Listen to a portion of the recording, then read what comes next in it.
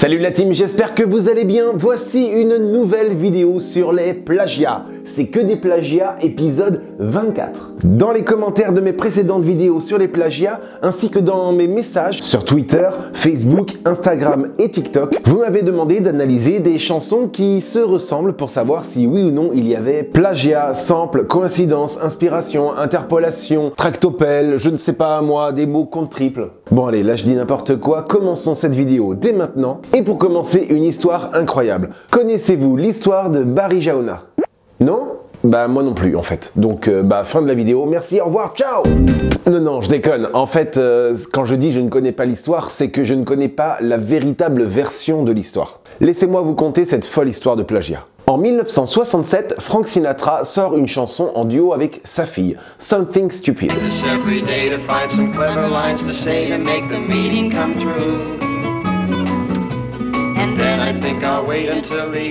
Succès international, ça veut dire dans le monde entier. Mais quand le chanteur malgache Barry Jaona entend ça, il se dit « Hey, mais c'est ma chanson !» Avia Lilalao, et ça donne ceci.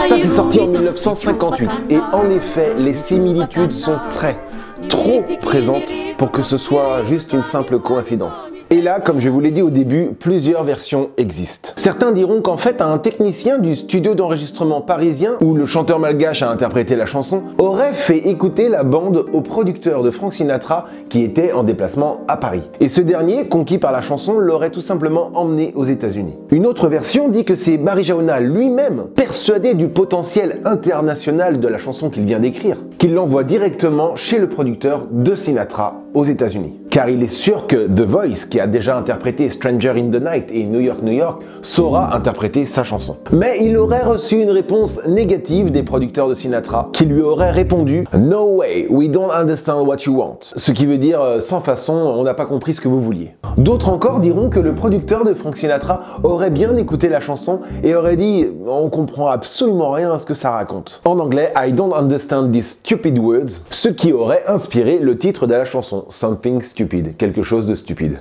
Mais quelle que soit l'histoire, pour tous, il est impensable que les Américains aient pu inventer une chanson à ce point similaire à Avia Lilalao. Pourquoi? Parce que cette chanson utilise un style bagazi. Et le style bagazi, c'est un style musical malgache. Quelle que soit la véritable version, on sait qu'en 1966, une chanson sort aux États-Unis sous le nom Something Stupid, chantée par Carson and Gale et écrite et donc créditée par C. Carson Parks.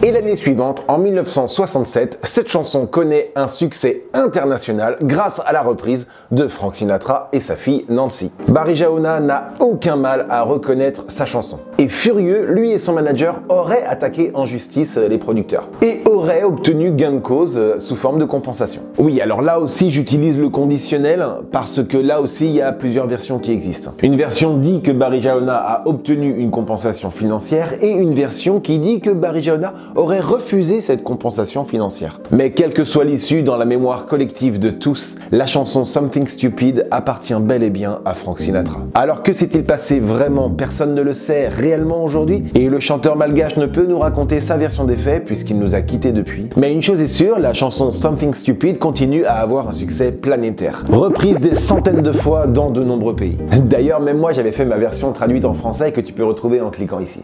Écoutez cette chanson de James Holt. C'est sorti en 2020 et ça s'appelle Mystery Girl.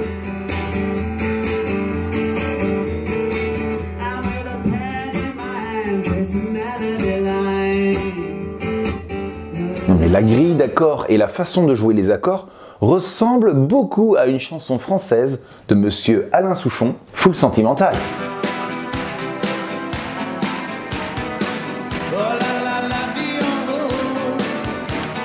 Regardons donc les crédits. James Holt est le seul crédité sur sa propre chanson. Alors je pense que sur ce coup-là, Alain Souchon, il devrait écouter la chanson et pourquoi pas appeler James Holt pour avoir une petite discussion. Qu'est-ce que vous en pensez?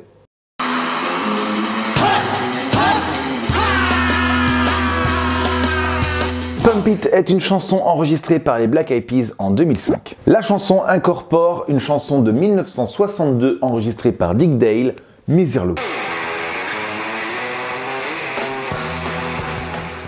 Mais cette musique est déjà une reprise d'une ancienne musique grecque orientale, plus ou moins folklorique traditionnelle, aux origines perdues.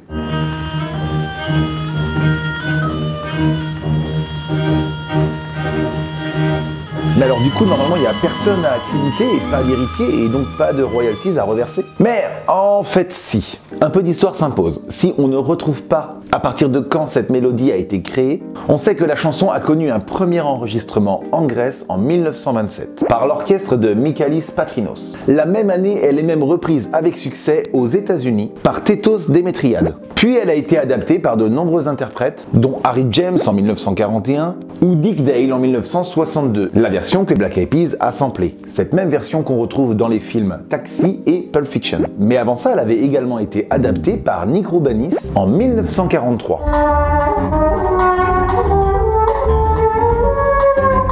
Et Nick Roubanis est le premier musicien à avoir été crédité sur cette œuvre lorsqu'il l'a adaptée. Et il le restera. Si bien qu'aujourd'hui, que ce soit la version de Dick Dale ou des Black Eyed Peas, Nick Roubanis est toujours crédité sur la chanson et touche une part des royalties. Bon, le gars il est mort en 1968, mais ça permet à ses héritiers de toucher de l'argent sur une chanson qu'ils n'ont pas créée, ni eux, ni personne, puisqu'on ne sait pas qui l'a créée.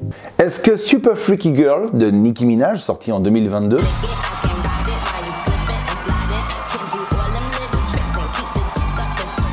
est un plagiat de You Can't Touch This de MC Hammer, sorti en 1990.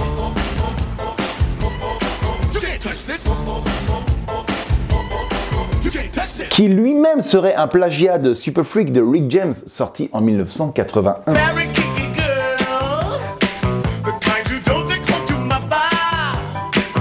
Eh bien non, désolé de vous décevoir si vous pensiez qu'il y avait plagiat, mais Alonzo Miller et Rick James, les compositeurs de Super Freak, sont bien crédités sur la chanson de MC Hammer et sur la chanson de Nicki Minaj. Pas plagiat! En 1991, le trio d'humoristes Les Inconnus sortent Auteuil-Neuilly-Passy. Auteuil-Neuilly-Passy, c'est pas du gâteau. Auteuil-Neuilly-Passy, tel est notre ghetto. La chanson, normalement, à la base, elle était uniquement destinée à un sketch, diffusé à la télé, le temps d'une émission, point barre. Et on imagine bien, à l'époque, que pour juste un sketch, on va pas s'amuser à aller demander des droits d'exploitation des chansons qu'on reprend. Parce que oui, la chanson Auteuil-Neuilly-Passy a beaucoup de références musicales qu'elle a empruntées ailleurs. Déjà, la chanson démarre avec un air de musique classique.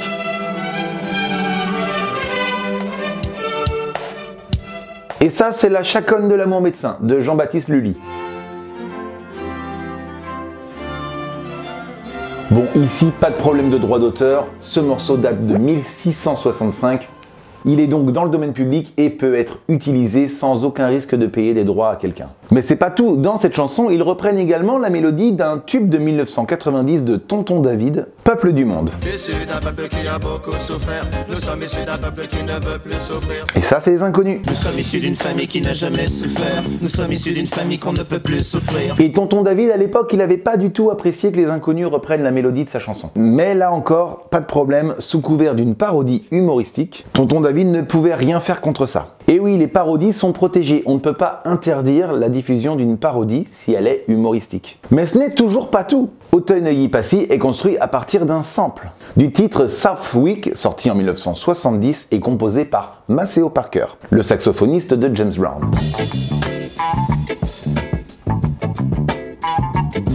Sans que ce dernier soit crédité sur la chanson. Mais oui, comme je vous l'ai dit précédemment, il pensait que ça allait être juste le temps d'un sketch, pas que la chanson allait sortir et cartonner autant. Et quand cette chanson a commencé à finalement avoir du succès, il a fallu trouver rapidement une solution afin d'éviter un procès pour utilisation illégale d'un sample. Les deux parties ont donc trouvé un accord, tous les droits de la chanson Auteuil-Neuilly-Passy sont reversés à Maceo Parker. Et ni le trio ni leur producteur, Lederman, n'a touché de droit sur la vente de ce titre. Et quand on connaît le succès du single, on imagine bien le manque à gagner.